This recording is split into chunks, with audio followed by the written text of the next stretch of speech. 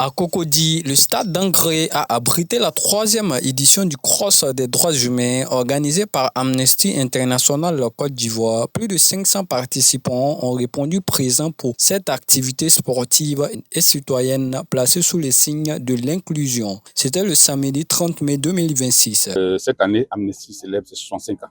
Et ces 65 ans, comme les autres années antérieures, nous avons manifesté ces 65 ans par un cross populaire, mais un cross plus inclusif en intégrant les handicapés et les enfants autistes. Oui, pour dire que les droits humains, c'est tout le monde. C'est tout le monde, sans exception. Et on n'a pas voulu faire des discours, on n'a pas voulu faire des conférences, tout. On a voulu juste manifester les droits humains par un cross populaire qui a rassemblé tout le monde, les forces de défense, la gendarmerie, la population, tout le monde a été invité. Oh, les droits de l'homme sont partout. Les droits de l'homme sont partout. Mais le sport, le sport n'a pas de limite. Le sport est plus inclusif. Et nous pensons que par le sport, on peut faire passer le message des droits humains.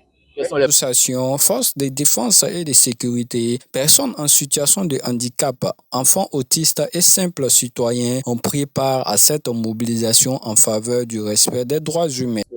Les grandes entités sont les forces armées de Côte d'Ivoire, qu'on appelle les militaires, les FACI. Il y a l'école de gendarmerie d'Abidjan et il y a le groupement des sapeurs-pompiers militaires. J'ai été invité pour venir.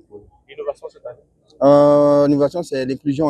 On a procédé aussi par les handicapés, notamment les amputés. Les handicapés, c'est un grand groupe. On a voulu commencer avec les amputés et les enfants autistes, comme vous avez pu le constater. Les années qui viennent, cette année, nous avons intégré plus de personnes handicapées, les enfants autistes. Les années à venir, nous allons voir comment vraiment intégrer toute la masse, toute la population ivoirienne, sans exception.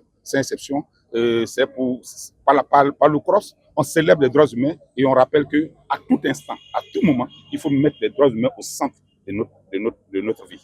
Le défi majeur pour les droits humains en Côte d'Ivoire, c'est vrai, on ne peut pas parler de qu'il y a Amnesty, il faut qu'on rentre un peu forcément dans tout ce qui est les droits humains. Oui, le défi majeur aujourd'hui, on le dit, Amnesty le répète matin, midi, soir, c'est l'application intégrale de la plupart des textes que nous avons.